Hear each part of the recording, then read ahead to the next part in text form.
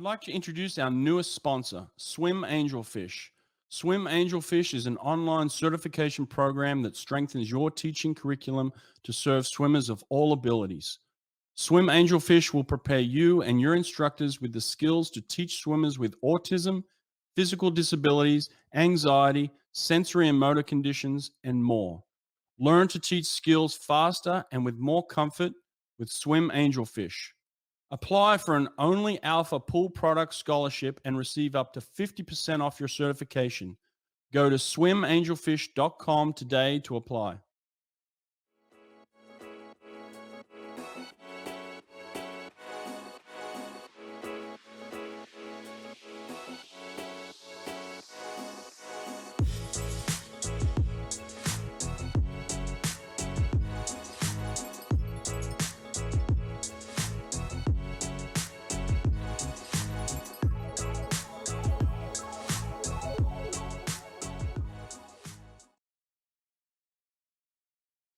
Looking to host your first swim meet or replacing an old timing system? Run a swim meet with ease from your laptop using Superior Swim Timing. You can use Superior Swim Timing with your existing equipment, or they can provide you with a complete timing solution, including deck harnesses, buttons, and starter. SST is fully compatible with High-Tech and Team Unify, as well as Colorado, Daktronics, and Amiga touchpads. Go to superiorswimtiming.com to learn more and be sure to tell them I sent you. Nate's come out with another awesome tool for the swimming community. It's called Swim Nerd Live, and it allows the data and times from your actual scoreboard to be broadcast and viewed in real time on any smart TV, phone, or other device. It has all the information you're looking for: event, heat, lane, name of swimmer, times, and places. One click on any device and they're watching your swim meet live in real time. Go to swimpractice.com to learn more.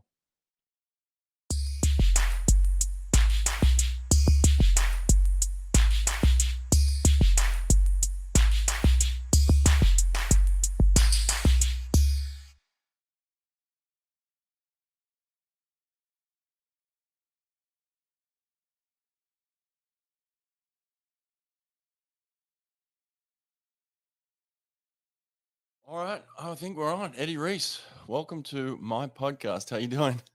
I've been looking forward to this. Well, listen, I appreciate this. This is history for me, man. Like I was really disappointed in myself when I heard the news that you were retiring, and I had never taken you up on the offer to come and spend 3 or 4 days in your program. I was really kicking myself, and then when I heard the news that you were coming out of retirement, I thought, well, I got to do it now, and I'm here. I'm happy. I'm doing it. I mean, I wish I had have done it sooner, to be quite honest. So I appreciate this. Well, that's why I came back, knowing you hadn't. You were the last one I had to check off. I can imagine. Now, why did you retire in the first place? Like, why did you take that decision? It was a lot of mobility thing.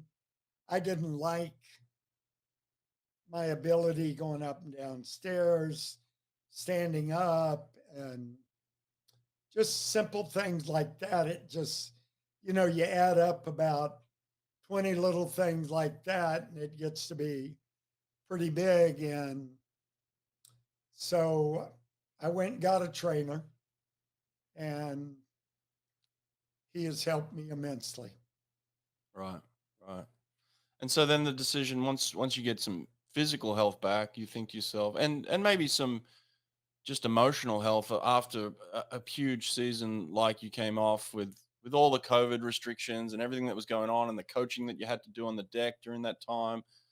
So the emotional, drain that has on you, I guess, coupled together, you feel like physically and emotionally you can still go. I'm, every once in a while when somebody comes back out of retirement, if things don't go perfectly, there's regrets and wish that they had stayed retired. I feel none of that. And you deal with college age kids. There are going to be ups and downs that you get to deal with. And I'm all for it. I've done this all my life. It hasn't been a job. It's been a lifestyle. I love it. I love them. I'm on it. Is that kind of the secret sauce? Because there's always coaches that want to know how you've gone so long, how you've been so successful for so long. For you, it's never felt like a job then. No, but I've never been really satisfied.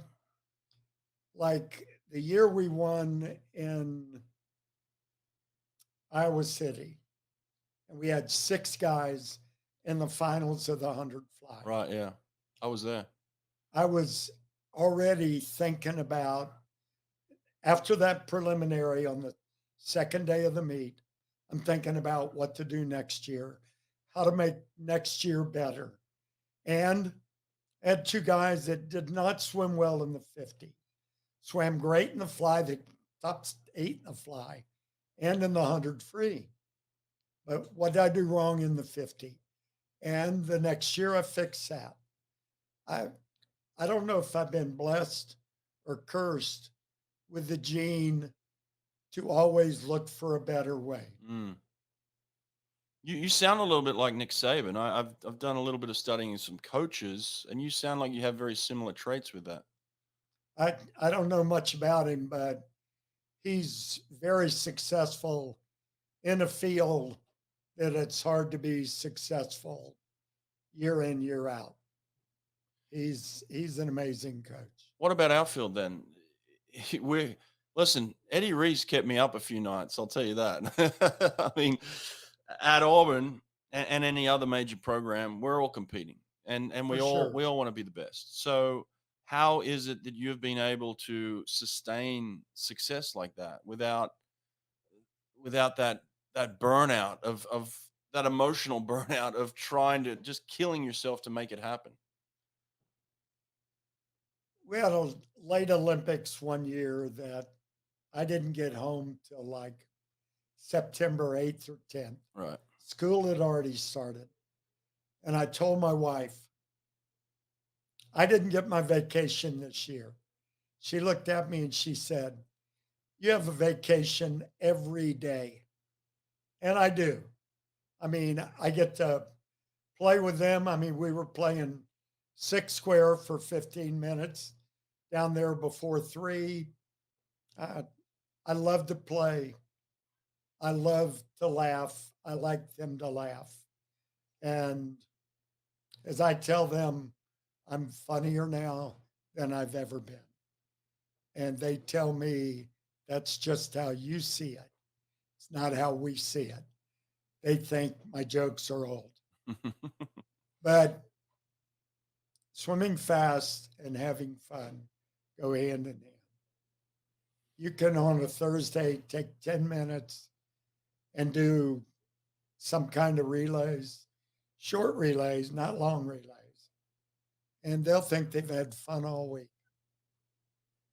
So The reality is, though, Eddie, I've been a head coach at a major program too, and so I know there's the fun side of it for sure. But then you're dealing with 18 to 22-year-olds, and there's the discipline side of it. And look, I didn't always get that right. It's tough. How do you balance the fun Eddie, the joking Eddie, the guy that likes to get the best out of his athletes, but then build in the discipline too?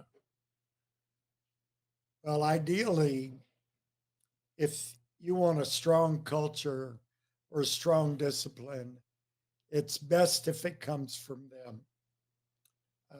I know I've got the power. My saying is, you keep the power if you don't use it. The old saying is, if you don't abuse it, you keep it. And I just try not to use it. Every once in a while, when I talk to them seriously, they know what that's about. And they help me with it. I've heard a lot of talk in the past 10, 15 years about how kids have changed.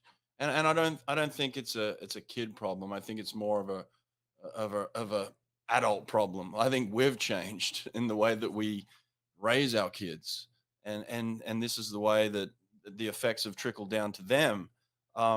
You've been in this game 42 years, so you've seen generations of change. How do you keep up with the generations of change?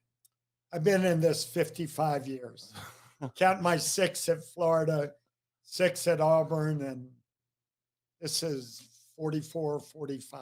Wow. And I've never lost my enthusiasm. But talking about the difference in people, the way I see kids now is they go home, they get in their room, they're on their computer, either doing homework or the internet. Mhm. They're not hearing good things from their parents because they're not hearing much from their parents. If they are early in their life, soccer or almost any sport, I've been to a lot of those practices. Kids don't hear good things there. They don't hear good things in the classroom. Swimming's the only place they hear good things. And it used to be there was more of that before we started moving away from our base family, aunts, uncles, grandparents, because those people say good things to the children. Whereas the parents, they see them all the time. They maybe don't know what's good, but grandparents, aunts, uncles see them once a week, something like that. But the kids nowadays will work just as hard.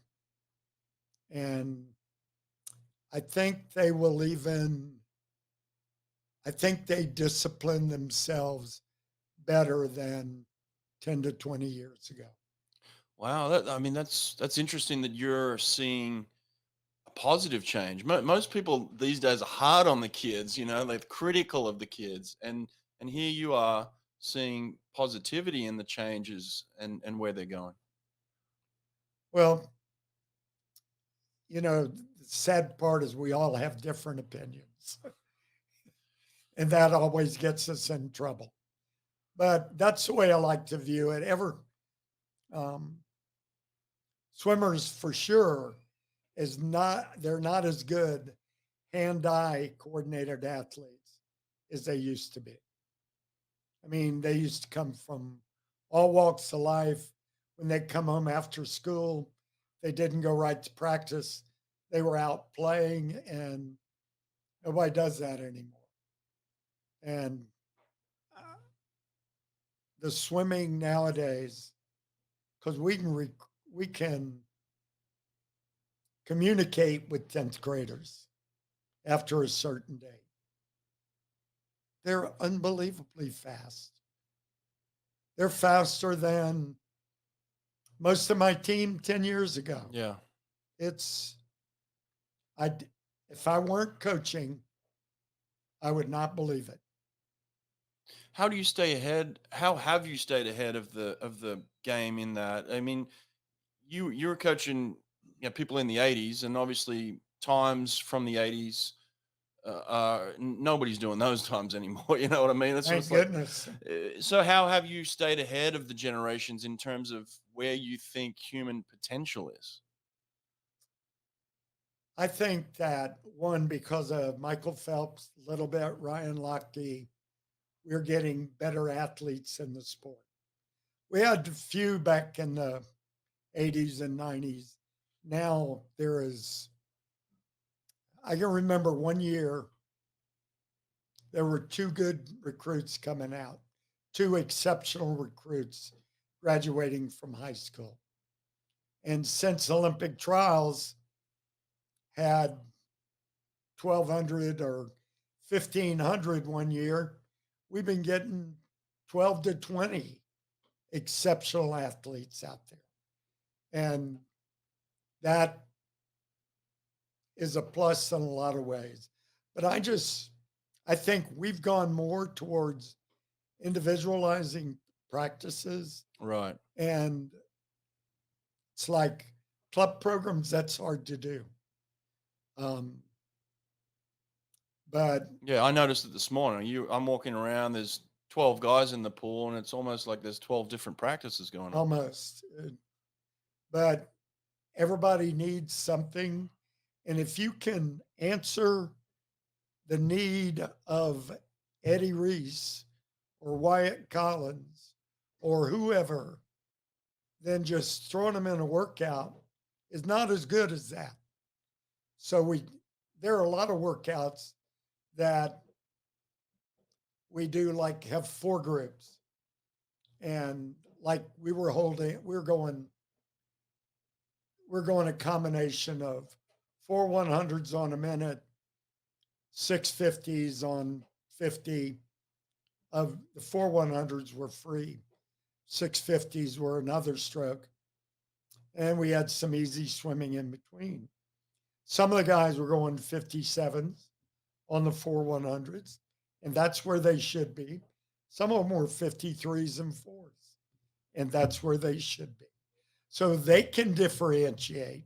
They've got to help you. But I say this kiddingly, but it's true. They make me look way better than I am because they go at it. They work like we get a lot of coaches in here, foreign coaches come in and how do you get them to do that? I say, I'm only 10% of that equation. You talked earlier about a couple of different programs. You're in Florida and Auburn. You spent some time there, and then you end up at Texas, and you've been here, a long time now. Why did you end up staying at Texas particularly?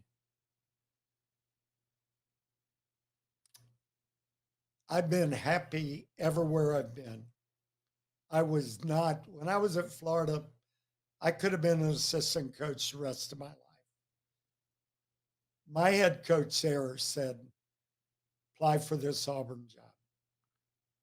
And he didn't want me to go, but he wanted me to go. Right. And so I did that. And were you ready at that stage to go and be a head coach? Oh, I'm still not ready. For the most part, no. But I was good with people. Right. And when I got to Auburn, they'd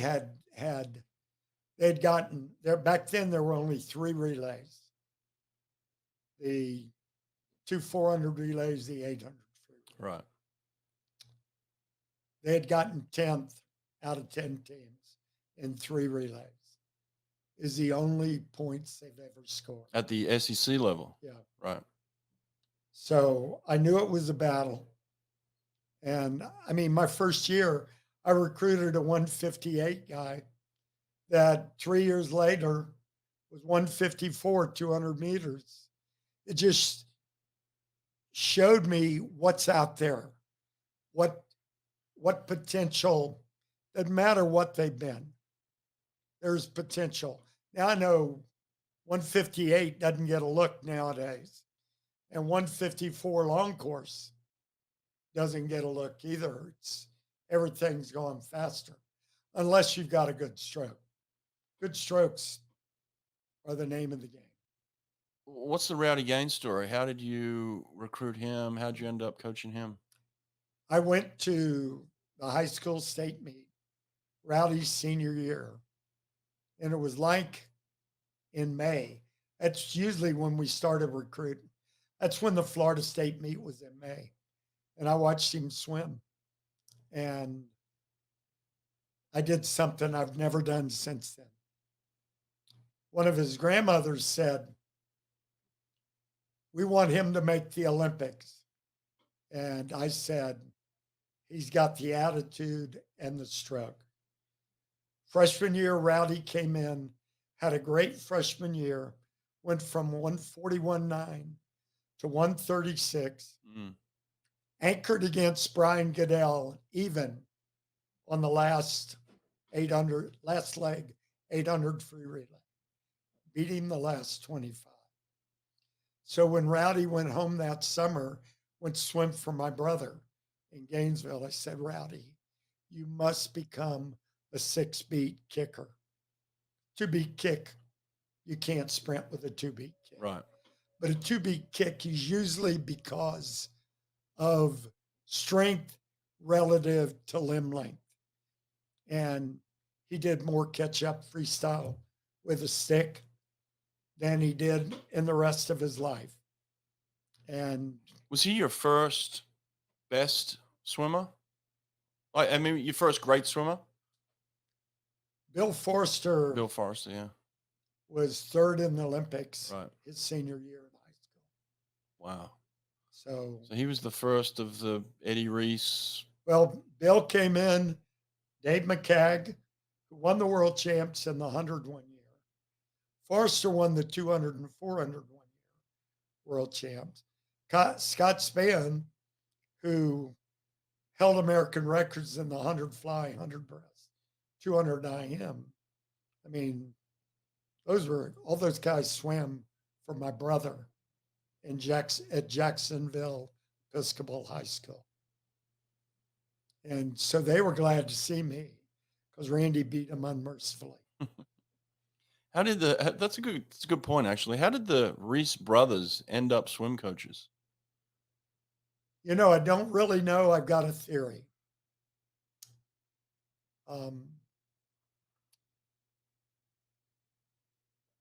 My dad, this is a little bit of a tearjerker, my dad was the oldest in a family of 6. He had 3 brothers drown Oh, wow. at the same time. Oh, wow. And they were all swimming in the river in Daytona Beach. They climbed up on sand that had been dredged out and it collapsed on them. And I was a baseball player every day of the week, all day on Sunday. And I could throw, I could hit. I loved it. Came in one Sunday and my dad's talking to my cousin, who is a swimmer and coaches swimmer. Back then, it wasn't much of a coaching deal. But and they said, "How'd you like to be a swimmer?" And I said, "Sure." And the first week of workouts, I cried every day underwater. It was so hard because you keep going, you start hurting. And if you've never done that, the sad part is you can keep hurting and keep going. And he taught me that. He was a genius at the sport. He taught me a pull-out technique I still teach now. And he taught me fly kick back then. And technique, my strokes are better than most of my guys. And I can do them slow motion without that button on the camera. Were you close to your brother at a young age? Pretty much. I used to beat him up until he chased me around the house with a stick. I quit doing that. But yeah, I coached him in the summer. He swam. He swam at Florida State. Didn't go to Florida. Why is that? Like, why? I think because I went to Florida. Oh, okay. So there's always been a level of competition between the two of you? Goodness, yes. Really? We hunt together, and he is a natural shooter. I'm a practice shooter. Right. I have to do it for a while before I can hit the ground even. And he just walks out. He hadn't shot in 5 years. And he starts knocking everything down. Wow. Hate him for that. Easy to hate. Well, what about this then? The things that you're doing at Auburn as a young head coach, what are the things that have stayed with you from that time to now? I got an individual medley swimmer in who was a very poor butterflyer. He was like 58. This was 1972. He was like 58 for 100 fly, flat start. good backstroke. He was a breaststroker, good distance free. So I brought him in and we worked butterfly. Monday, we would go 400s fly with a tube on. Wednesday, we go 2050s fly with a tube on. So the end of that year, he went out in 55 and won the IMIC conference.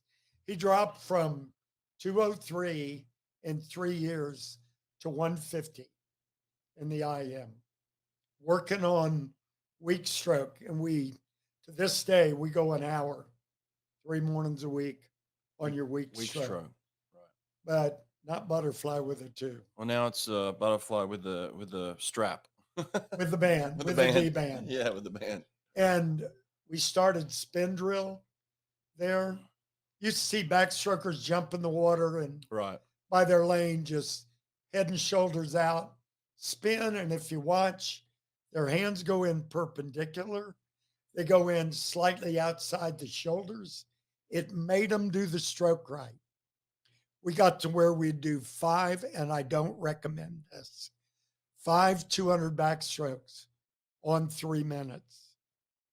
Spin drill. Wow. Spin to the flags, then do a turn. We had 2 guys come in at 57 in the 100 back. And 1 year, they went to 52. We had 3 guys at 55, and one of them went 50 point. The other one, I guess there were only 2 guys. And the other one went 51. But spin drill is the best single drill for a stroke Still. and the hardest drill. Yeah. Still used often to this day. Absolutely. Yeah. Great drill. And back then, I had everybody pull breaststroke with a buoy. 50 men, everybody. It just does something for the arms. And we don't do that as much now. And back then, breaststrokers flutter kick for like 8 weeks, first half of every kick set. Due to capillarization or circulation, you can build capillary beds in the lower extremities, which is hard to do, only through freestyle kick, because you can only kick that fast enough to create the oxygen need. Breaststrokes too slow, fly kicks too slow. So they do that to help their circulation down the line. Have you always enjoyed coaching all the strokes? I mean, have you felt comfortable? And was there a stroke that you struggled with early on?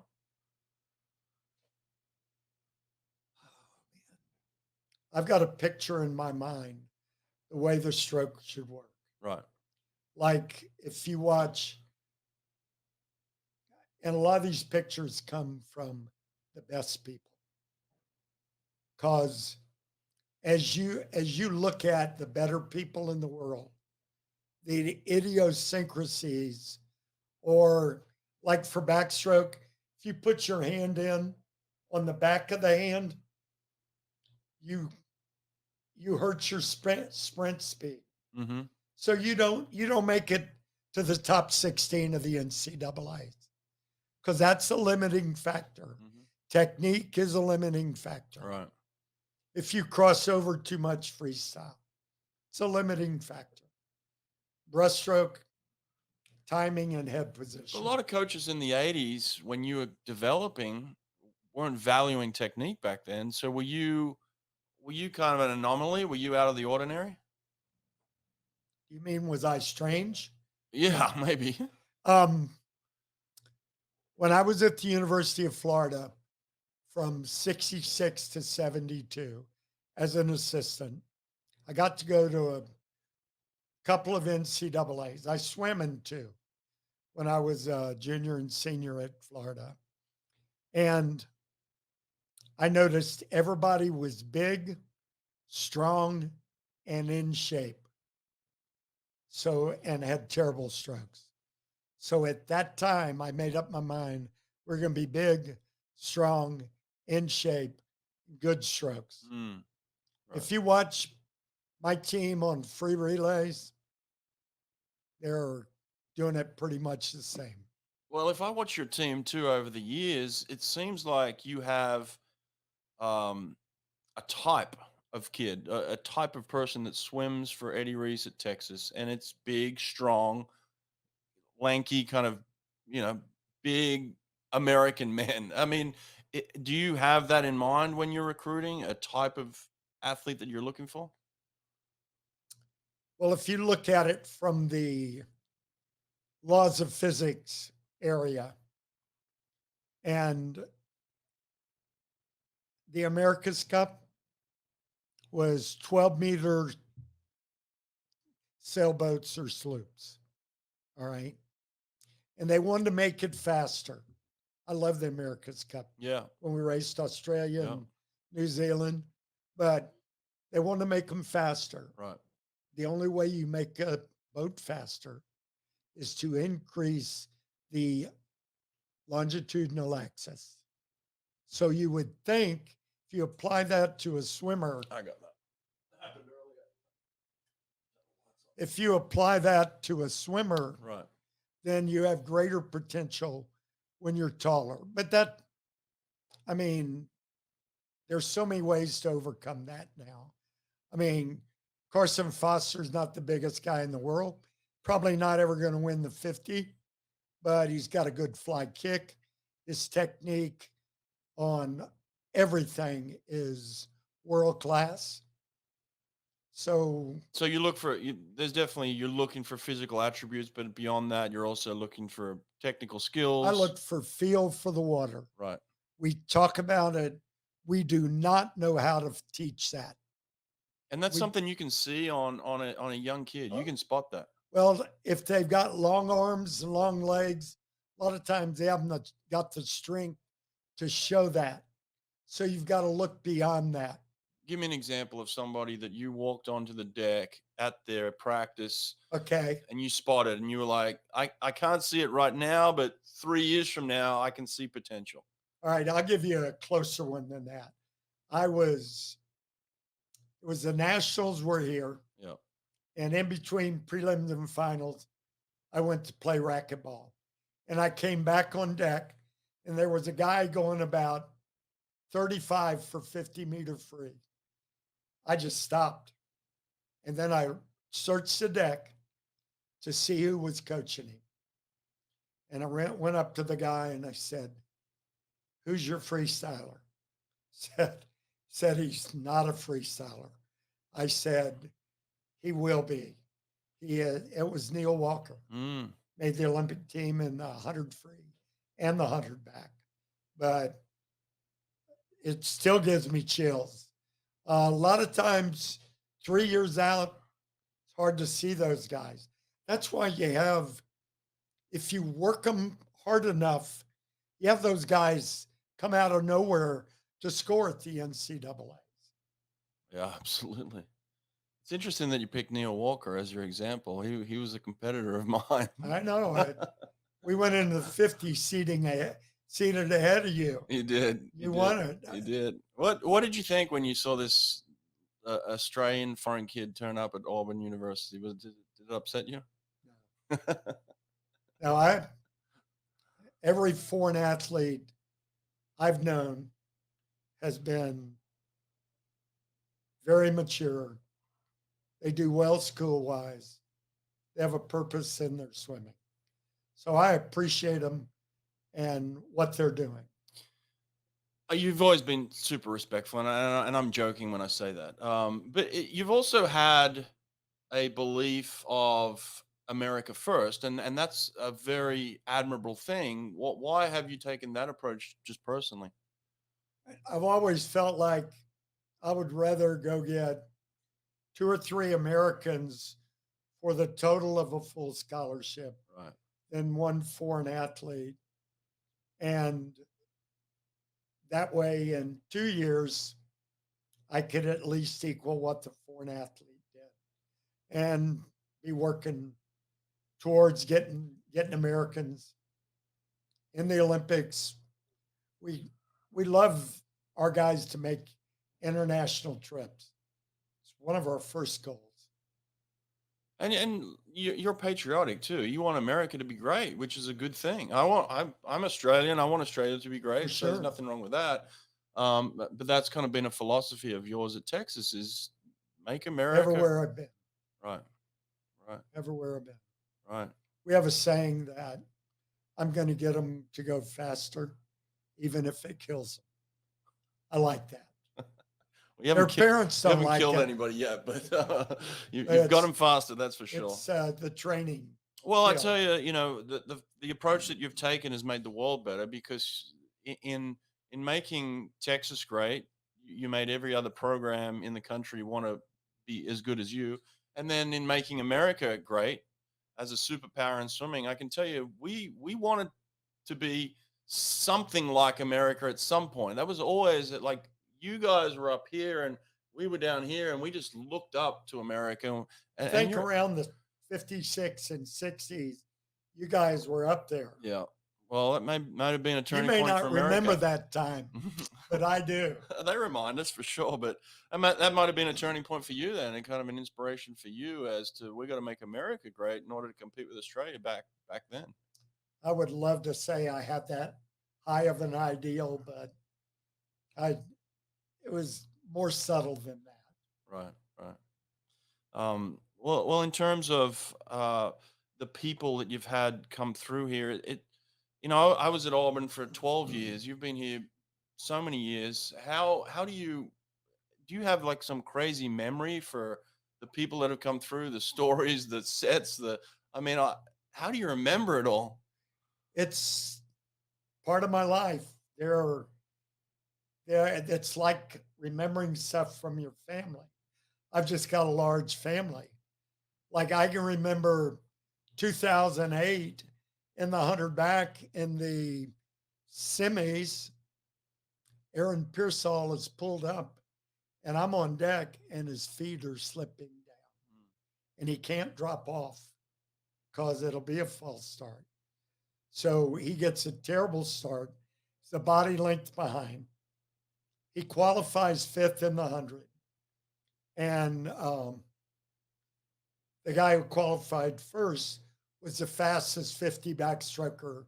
I would love for him to come swim for me. Liam Tancock. Yeah. Liam could fly back.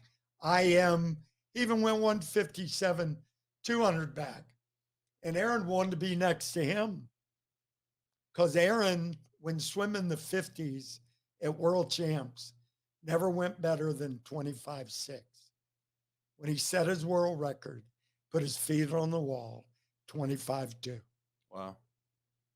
He just was maybe the subtlest and greatest competitor I've seen. We could be running a workout out here. He could be doing backstroke and somebody over here, 3 lanes over, swimming great, fly or free. He'd trade with somebody just to race. That's interesting that you pick him and his competitive nature, and that kind of draws me to a question of what are the similarities between the champions you've had come through. You mentioned Neil Walker, Brendan Hansen. You've had real champions come through this program. Are there similarities between all the guys that you say, like, if you don't have that, then you'll never be that? Well, brings up Ian Crocker. Right. Ian came in making the Olympic team out of high school as a summer after his senior year. And he thought the weight program he did there was good. Right. First year he hid from me in the weight room and swam in the sprint group. And he went, and Michael beat him the next summer. So he moved 3 days a week to the distance lane and did 80% of what I wanted in the weight room and went from 52.2 to 50.9. Then he was in the distance lane 5 times a week. He went 2100s free on a minute. First 17 were 55. The last 3 were 53. Wow. He was he could do amazing things. So it's a matter of buying into the program. Well, like Brendan was third in both 100, 200 breasts in the trials. Third is last. I mean, it's really great out of high school that he did that, but he came in as a man on a mission. He didn't lose all of college, and they worked harder each year. That's like when Peirsol came here, held the world record in the 200 back. I was scared to death because he was already so good. Mm-hmm. He was 11th in the 100 back. I told him our strength program would make him better in the 100, and which would make him better in the 200. And he went to work in there. You're one of the only programs I know that has continued to do the strength beyond just the swimming. You do the weight training. When did you make that decision, and why have you decided to keep that? When I was in graduate school, actually before then, my junior year in college, we used to do isometric contraction. Right. So you push against an immovable object. And so I started doing some reading. Back then there was a research quarterly that had every study that ever been done and documented.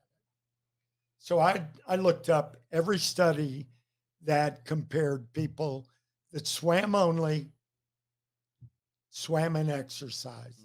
Everything from swimming and running, swimming and gymnastics, swimming and weights, swimming and push-ups, sit-ups.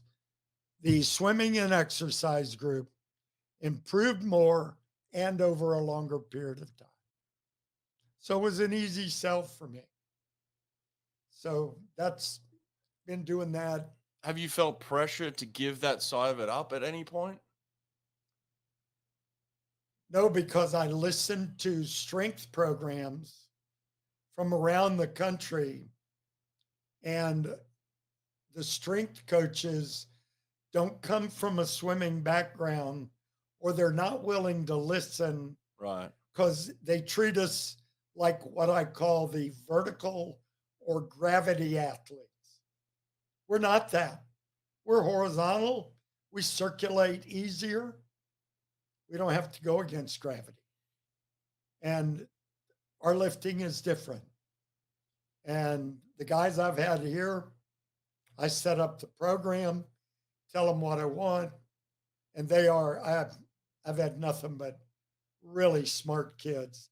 And they do the safety, they do the technique, and they make sure they work it. And if somebody needs adjusting, they tell me, we talk about it, and I usually go along with what they say.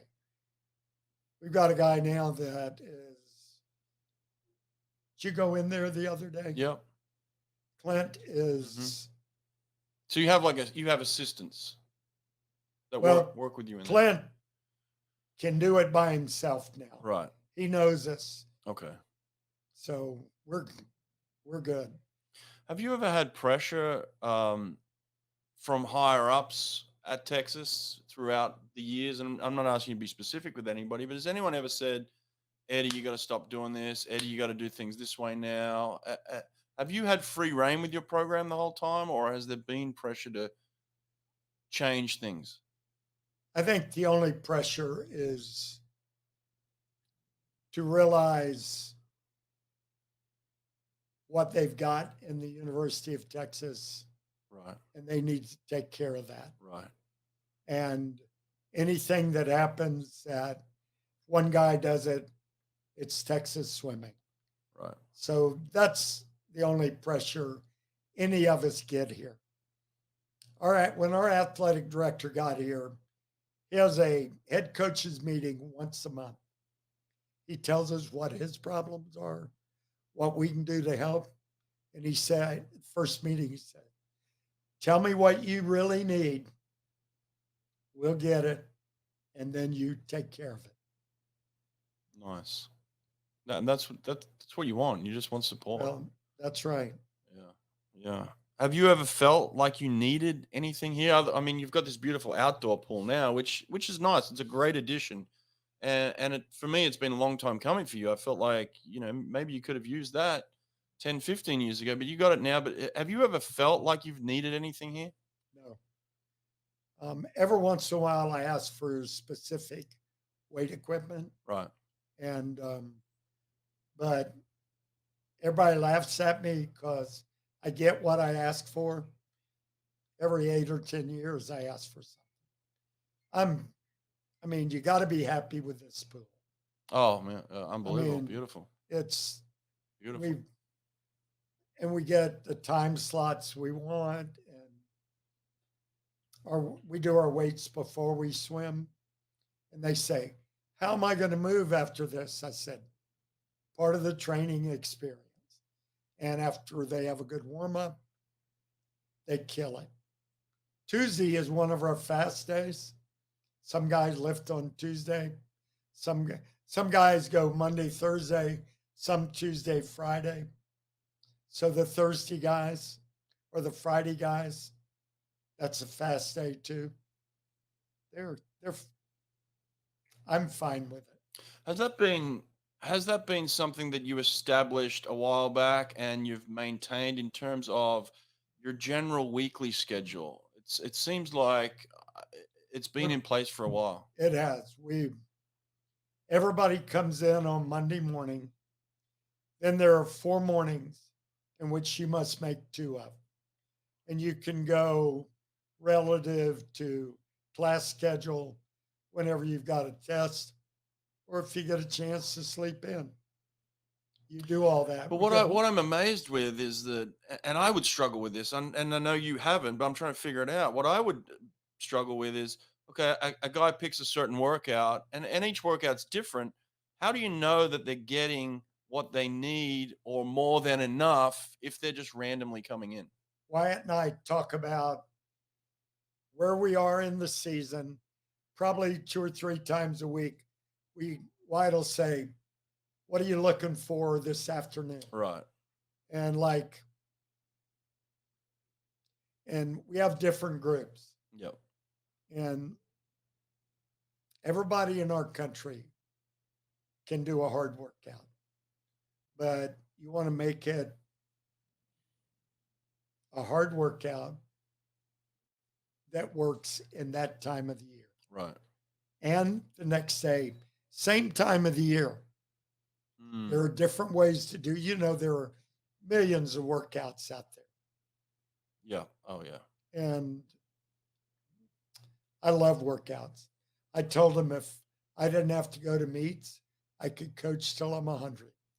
Well, you're also an artist. You're almost like a painter to me. Like you come in with this blank canvas and you start brushing and painting, and it's fascinating to watch you because not a lot of coaches coach like that. There are some that I know of, and Richard Quick was similar in the fact that he could come in and it was almost like he could see a vision, and not all of us could see what he was seeing, Right. but he knew clearly what he wanted to Right. do. And you seem the same way in terms of you come in and it can just come out of you in this incredible workout. And I try to educate them, because if you know that something is going to help you a certain way, then you'll do it better.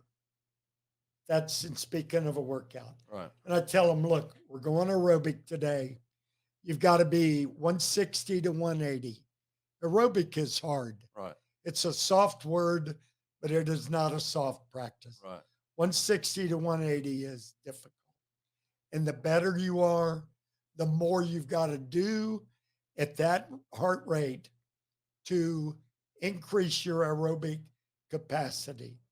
Like this year with our milers, we'll never do 100s on a minute. It's too easy for them. We'll do like last year we did 200 on 155, 200 on 2 minutes.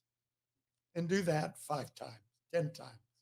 But see, that's what I'm talking about. You just went straight into it, and you went to mile. If I mention a 200 IAMA, you could bang. If I mention a 50 freestyle, you could knock out an incredible workout. So is this just an Eddie Reese gift that other people can't really tap into? I'm sure there are people out there that can do it. I don't think it's difficult, but that's, if something comes easy to you. Right. Like when I was in high school, made all the good grades, good test scores, started in engineering, and they told the guy next to me, look to your left, he won't be here next semester. And they were right. I have no aptitude for engineering, but I love numbers. I love swimming numbers. Once you start doing math with symbols and letters, you're speaking a different language for me that I can't get. And, but I love numbers. I love the symmetry of numbers. I try to do things either geometrically or arithmetically. And sometimes I don't do that just so they don't get used to it. So you didn't graduate college? I did. Oh, you did. Okay. But not an engineer. Right. Okay. He said I'd be gone out of that major. Oh, okay, right. I was like, you must have graduated. What did you end up getting in the end? I was in physical education. Right. Got a master's, spent the whole year in the physiology lab. Okay. And I was usually their guinea pig because I can walk a tread back then, could walk a treadmill for a long time. I always had an endurance that was a gift. I mean, like, I love practice because if somebody made me mad, I'd go over in their lane and beat them at their stroke.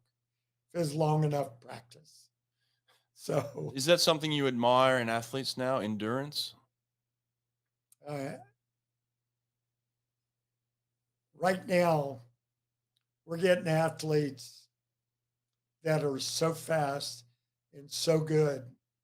The thing you look to admire is work ethic. Right. And like I tell people when I go to a club to watch a recruit or just go to watch the club, I look for 2 things. Right. Are you streamlining? Are they kicking fly kick off the wall? If they're not, you are not coaching them to help them to be better. And that's one message I could get out there. Absolutely. Basic skills that are absolutely necessary to swim fast. That's for sure. Fly kick is the new 5th stroke. It's the second fastest stroke.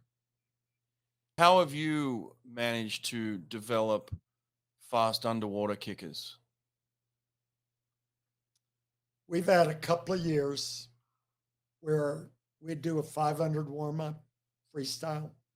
We put fins on. We go 5 200s fly kick on our back. You streamline 6 kicks off the wall, pull your hands to your side, then do a backstroke turn. And you do that for 5 200s on 3 minutes. I had a group that held under 150s, another group under 2 minutes, another group, breaststrokers. We're breaststrokers, and they were under 210. So it's strong. They're going. They got to go hard on it. Got to go hard. Okay. Well, at a club level, if you were to do 6 100s, most of them, to get better, all they'd have to do is to do it. At our level, you can't do that easy. You got to go for it. Or you're not going to get better. You're wasting your time. Yeah. The reason I do fly kick on the back, hands at their sides, is allows a greater range of motion. So there's more involvement of the abdominals and the quadriceps. So we've done it for years. Probably 10 years ago, I started doing it. And we started working on this. And first time we did 8-1s on like 215 without fins.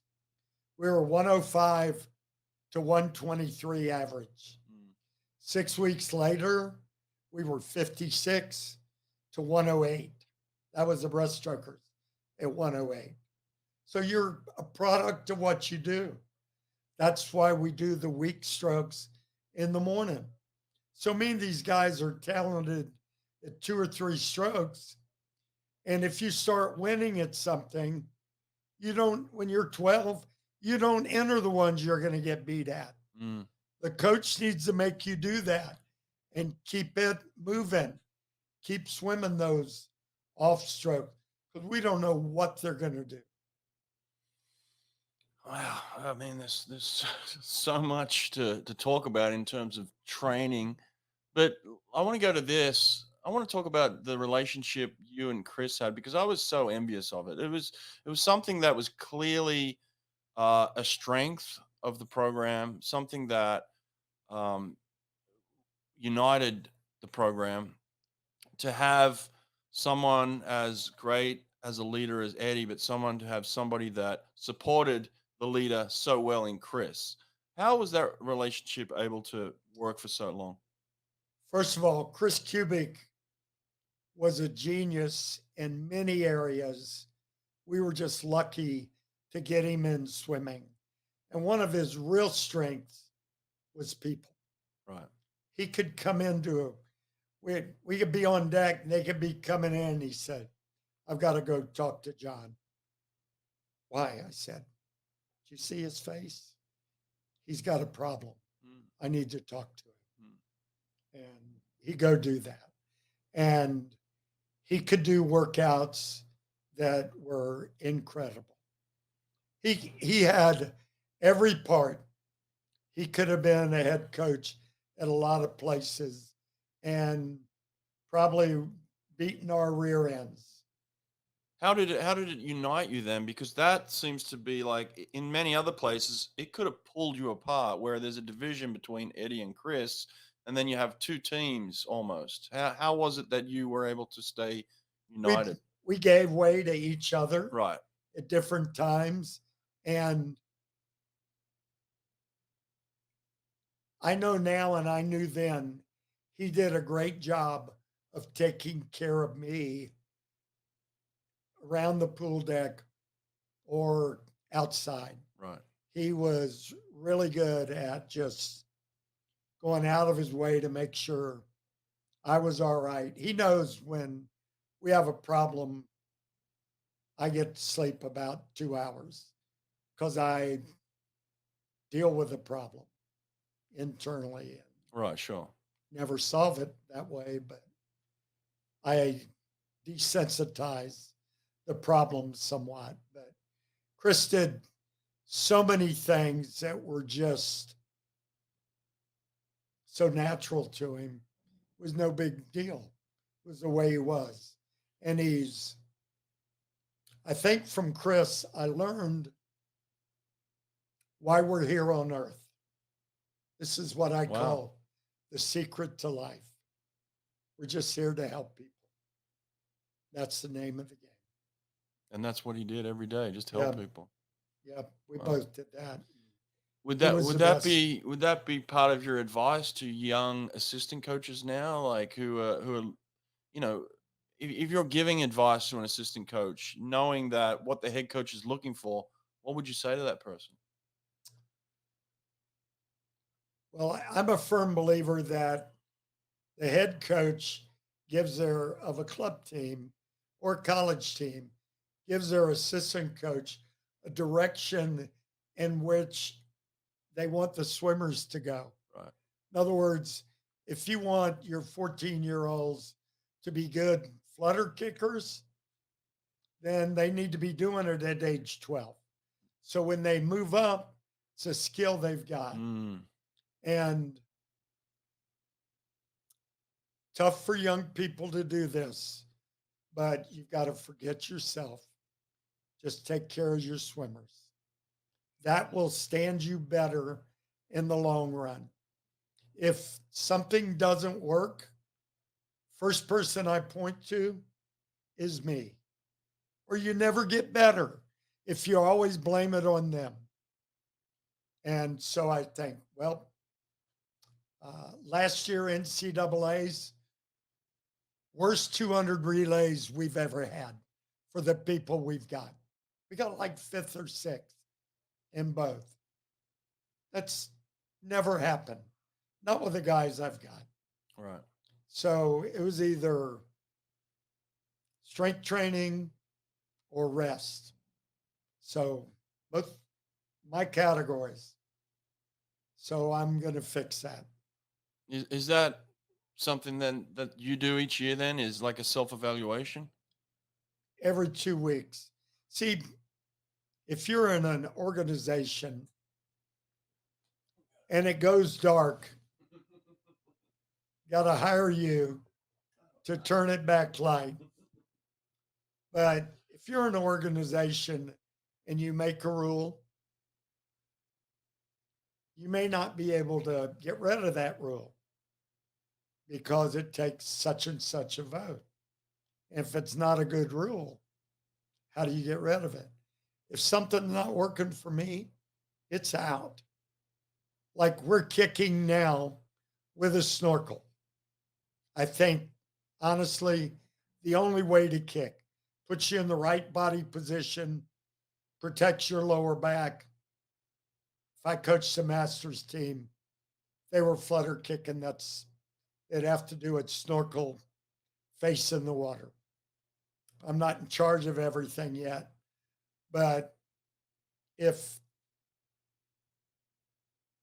that's not working, I'll change it tomorrow.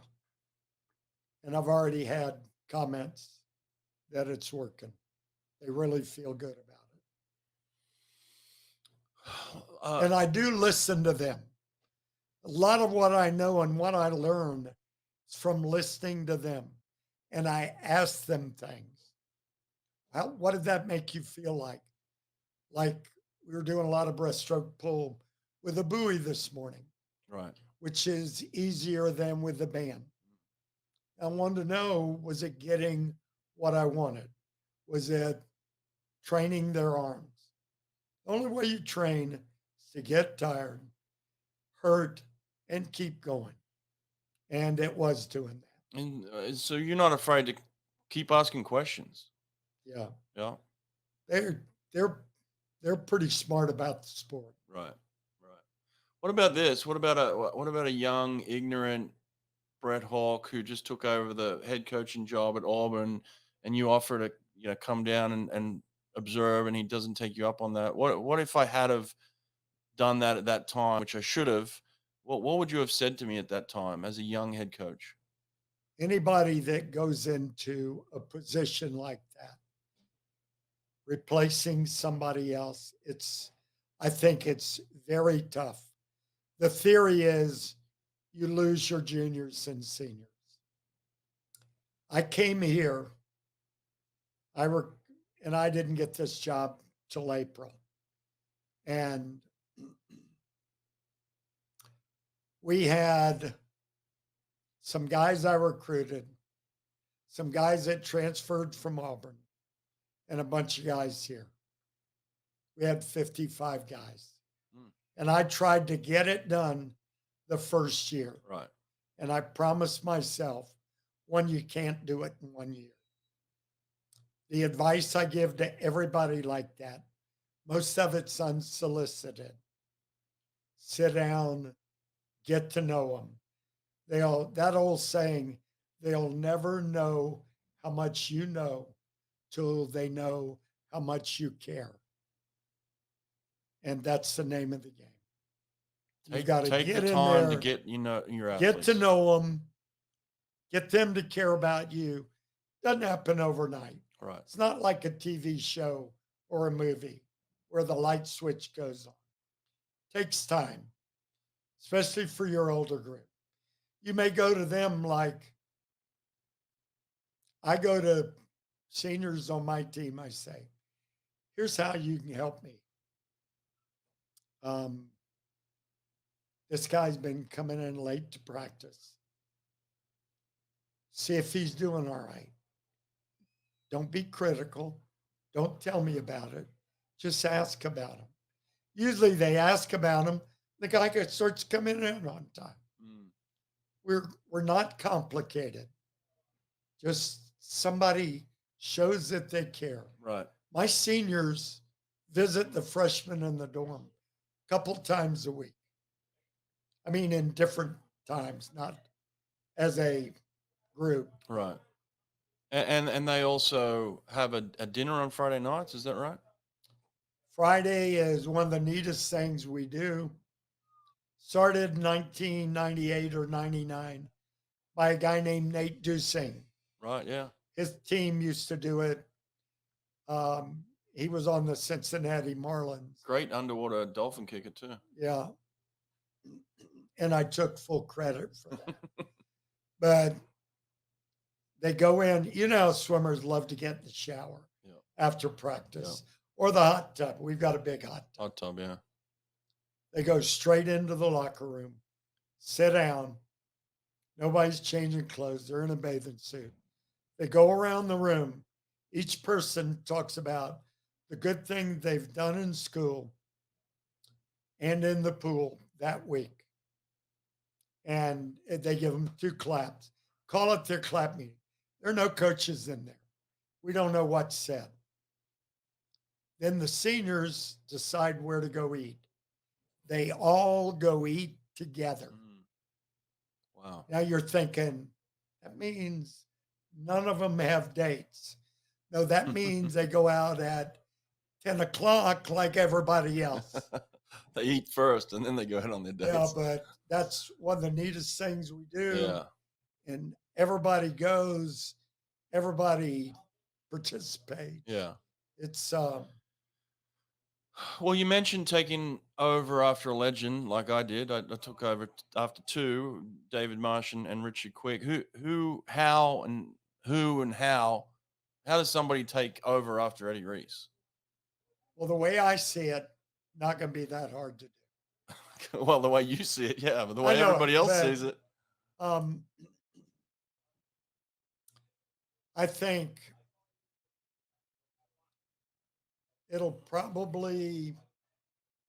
I think we're going to know in the next couple of years. And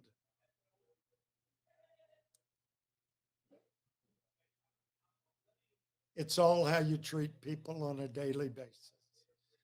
We were talking at lunch how it's not how you treat people when everything's going right. It's how you are when things aren't going right, either for them or for you or for both. You got I say this all the time that the only sources of unconditional love are dogs and grandparents. Yeah. And you've got to be in that direction. You got to care about them no matter what. If they swim bad and it was important, they know it, their team knows it, their parents know it, everybody knows it. Swimming is a naked evaluation. It's you in 9 feet of water with a good lane. There is that, but then there's also the trophies and the records and the banners that are hanging over the next person's head. The legacy of Eddie Reese, there's that too. And there's absolutely the relationships, Well, no doubt. I might have a problem with that because I don't look at anything that's in the past. I kind of like, you won't believe this, that Janet Jackson song. What's that? What have you done for me lately? Okay. That's how I live. Last year, in the history books, we got to get it done this year. Just you talk to the team and told them what we've been telling them once a week. Whatever you've got in this country, many people want it. Right. And must keep our work ethic level up, our level of taking care of each other outside the pool. Well, a lot of people want to know then and from you, like, do you have someone in mind who you want to take over from you? I do. Okay. Okay. I am not allowed to say that. You're not allowed to say no, and I get that because you're still here doing the job, so we don't even want to go there. But do you have a say in it? Are you? I do. You do. I Okay. do. I have, for the last 2 years, I've been trying to convince them. I know everybody out there. I know who would fit this job and this team. And very simply, I care the most. I will not have 100% of the say. My athletic director is dynamite at hiring people. He is light years ahead of everybody else. He's hired 4 people since he's been here, and they are incredible. Well, if you get a say and you know who it is, if you take it to the athletic director and he doesn't hire that person, would you be disappointed? It depends on his reasons. Probably Right. because Right. I've got my reasons, and I know where the world of swimming is Right. in college. And we've got a fairly big team, 34, 35 college swimmers. And we said we all know we had 26 make NCAA cuts Mm-hmm. last year. Nobody's ever done it. Nobody's ever going to do that. Incredible. Yeah. And we like to say there's going to be no one ever on this team uncared for or uncoached. We are going to work at everyone. When I was at Auburn, one of my biggest thrills was we had a guy on the team that was 54 for 100 free. Freshman year, he ends up at 48 for 100 free. And, Wow. and I do that. I like that. And like we had a 46.8 100 man out of high school, go 42.7.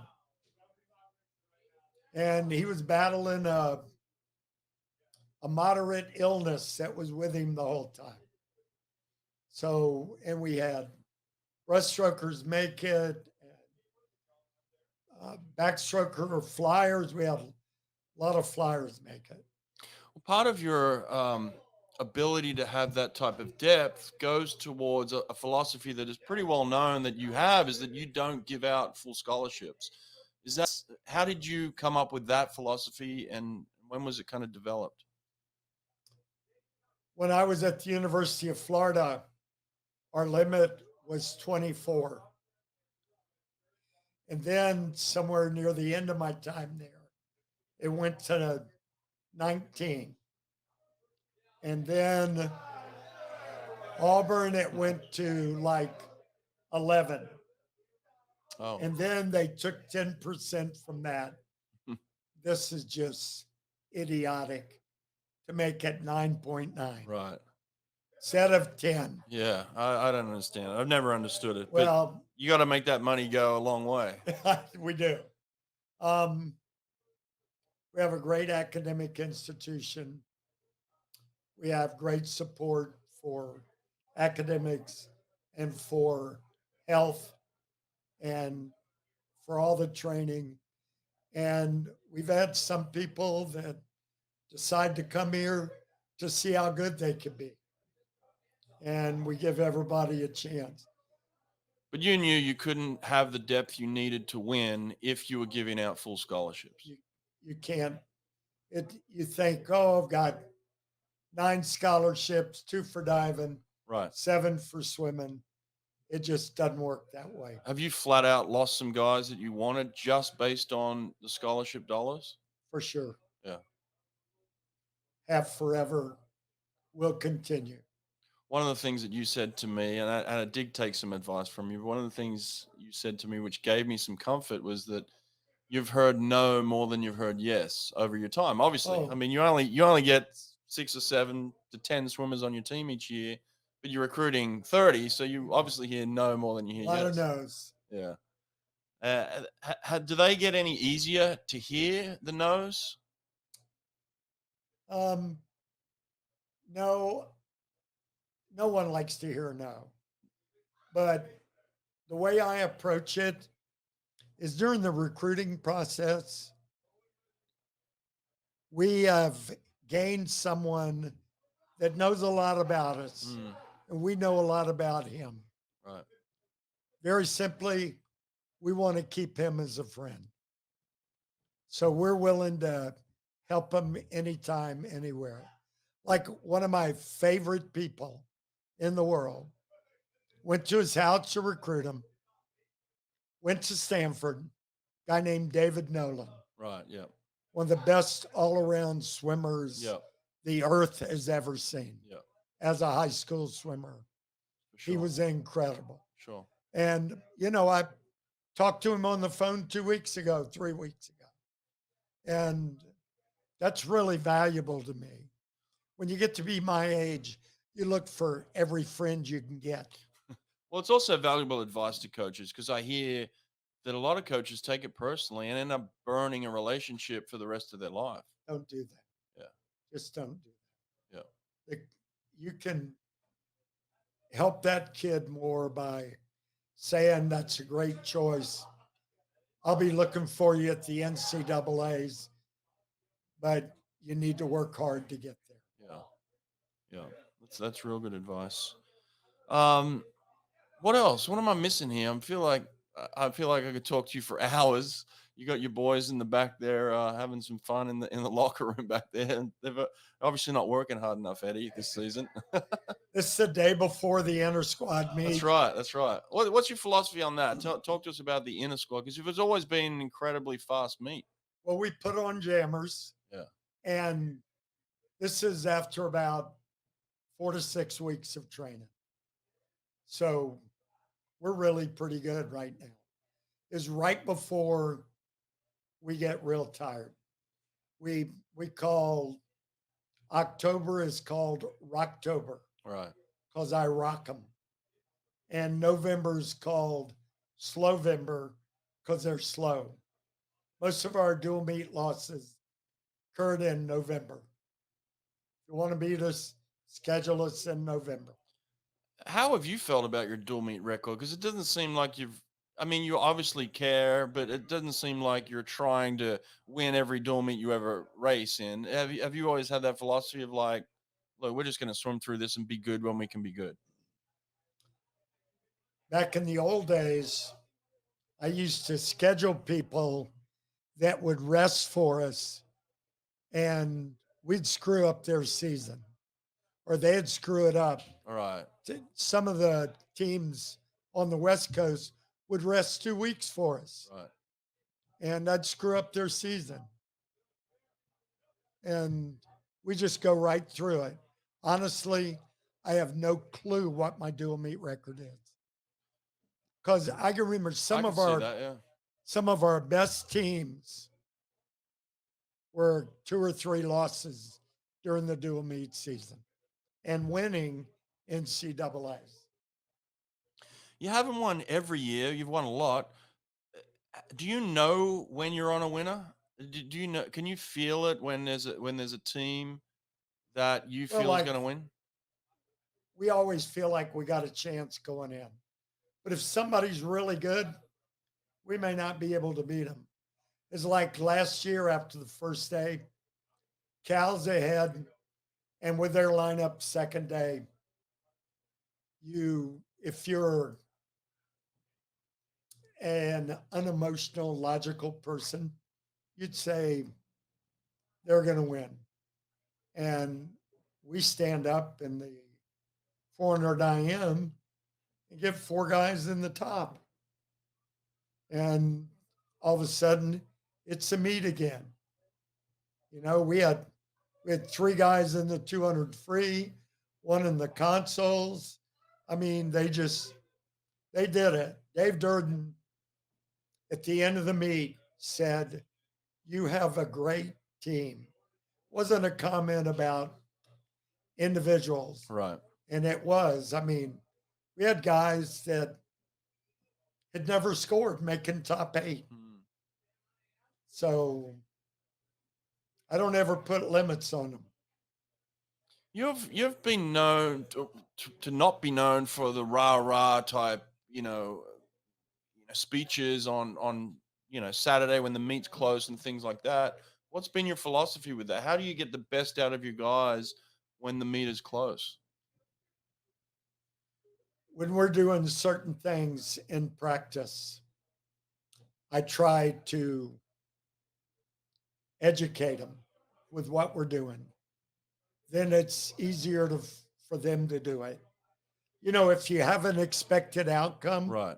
it usually happens that way. Right. And we just talk about the simple things. Not a complicated sport. You've got to be a little tougher, pay attention to the finishes. We have a certain way we like to do our last 50 and the 200 or the 100 free. We have a breathing pattern. For the last lap, we don't always do it, but we've got breathing patterns in that make us a little bit better on the end. It's like Austin Staab when he was with Stanford, went 44-1, 100 flying. Kicked out 15 meters off every wall. Breathed 1 time, 2 times, breathed on the wall, all the way through. Last lap, no breath. Wow. My guys tried it the next year. They both made top 8 in 100 flying. And I just want them to, a lot of times you panic and you start breathing every stroke. And Michael Phelps is probably the only flyer that can breathe every stroke and go as fast. None of my guys. Joseph Schooling, 51.8 coming in, 100 flying, breathing every stroke. 2 years later, breathing 1 down, 1 up, 50.3. Some people can do it, and then I look at them saying, "You're not one of them." Something that I noticed yesterday that I've noticed in the past, but it really stood out yesterday is it's something that is really unique to you. You never seem like you're rushed. You always seem in control, especially at the start of workouts where the guys gather around you, you sit down. It's almost like you have like this little sermon before practice, and then everybody goes off and we start and we kind of get into it, and then work is being done. Yeah. I always felt like I was in a rush I've got to get things done. You always seem like you're in control. Is that right? We've got 2 hours. There are certain things I gave up. One of them was getting them in on time. I remember the Doc Councilman videos with him trying to use a hose and chasing his kids up in the bleachers to get them in. Yeah. And I just didn't want to do that. And I would just like them to go in on time, close to it as they can manage. And I understand. First 30 seconds I dive in the water were some of the hardest of my life. Right. Because that temperature change. And so I don't dive in the water much. But I just don't rush them. They rush in the water. That's, it's pretty much your personality. Right. Mine just happened to be this way, and it works all right. There are things, every once in a while, I get guys that would be better if I made them do it. And I educate them and get them to do it. I've always admired Randy in that he made them do what was right in the water. Mm-hmm. And I get them to do it. And I'll miss 2 or 3 guys because of that. But I got to stay within what I can do. Does it frustrate you, or is it complimentary to you that everybody wants to know what the secret sauce is for Eddie Reese or Texas? Is that frustrating or is it complimentary? Well, I think they're missing the point. I told Wyatt the other day, because our AD wants them to write down everything we're doing. Like that's the answer. Right. Well, it may be part of the answer this year. Right. Next year it won't be for this same group because they'll be different. And it'll take different training items to make them better. And I just told Wyatt, there's no secret sauce. I said, you've been out here too long. You affirm people as much as possible. Like what you notice Carson doing. He's saying good things to people Yep. in the workout, and it's happening all over. That's the key to our culture. When they're swimming and working hard, they are saying good things to each other. There's always a fist bump when you're racing somebody, and at the end of the set, they all fist bump because they appreciate the other person's effort. Right. And I want them to always be affirming. If they're negative, the peer, whatever age, will cuss them out or blow them off. And I said, if somebody needs to be speeded up, that is my job. But like I had some guys this morning were doing things better than they've ever done it. I made it a point to tell them that. You got to do that. Wayne Goldsmith told me the 2 most important things I can tell anybody. Stay engaged. It's real simple. In coaching language, that means talk to them a lot. Like when our volunteer assistant, I say, I don't care what you say to them. Make it positive. Talk to as many as you can all the time. This morning, I walked 3,500 steps during that practice because I was getting to everybody off. Yep. And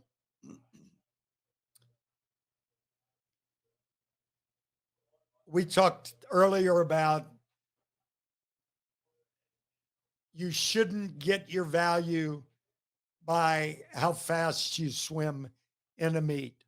Right. But they do. Right. That's the theory is don't, and the reality is it's going to happen. That's interesting. You said that kind of because I was thinking of a question as you were speaking there, and I read somewhere where you said the best athletes hate to lose. So, how would you categorize yourself as a competitor? Do you hate to lose? You'll never see it, but I'm one of the worst. Actually, I think I've seen it a couple of times You may have. where you have lost, and I can tell you're not comfortable with it for sure. Right. So Well, there have been some times we've won when we weren't supposed to, right, and we lost when we should have won. Right. And I'm uncomfortable because it's me. Right. It's my problem. Right. I did it. Right. I don't want to ever be that problem. Do you feel a sense of guilt at times when swimmers don't reach their full potential in a season or they don't swim a best time? Does that weigh on you? Without a doubt. Really? I take all of that in, and I have some older swimmers say, they say, that was that kid's fault. Right.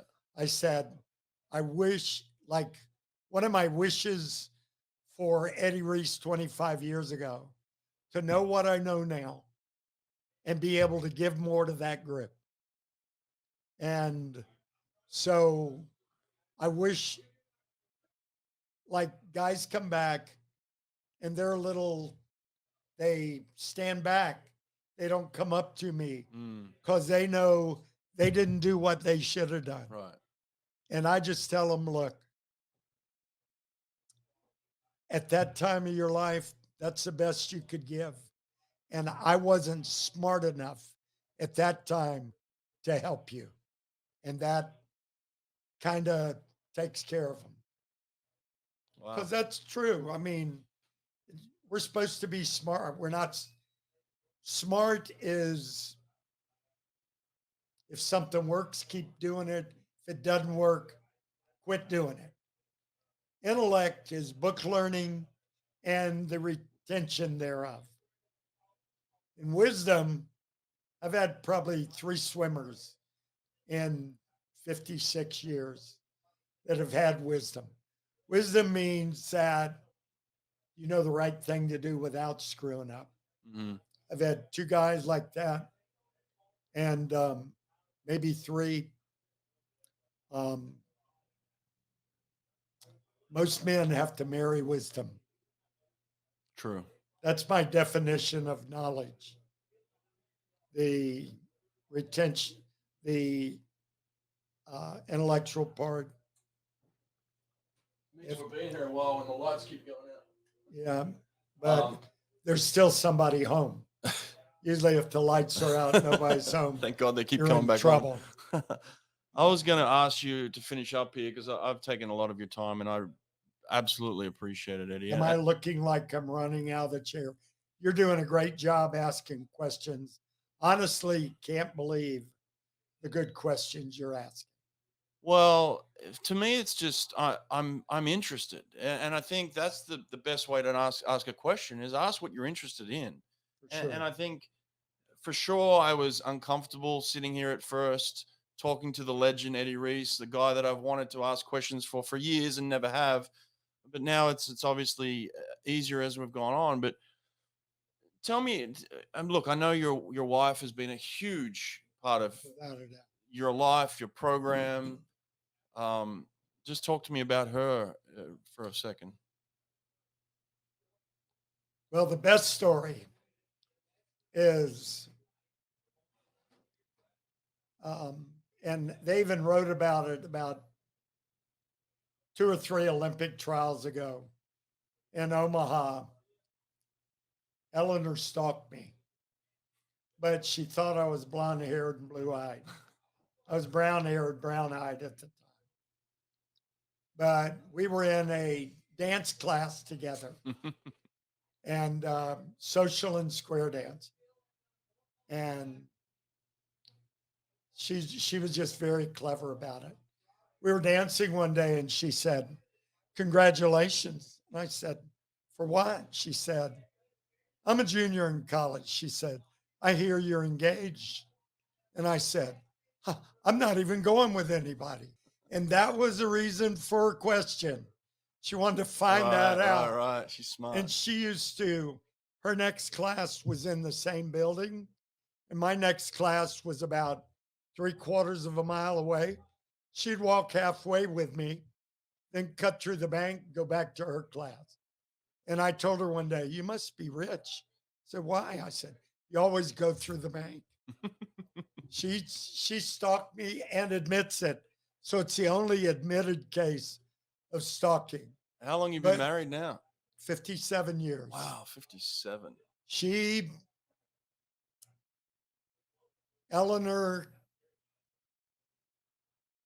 make a long story short, in the early 90s, she went to Calcutta and volunteered with Mother Teresa for 2 weeks. Wow. Saw her twice a day and worked in the house of dying, worked in the house of orphans. They got to visit the leprosy house. They wouldn't let workers in at that time. They just let you visit.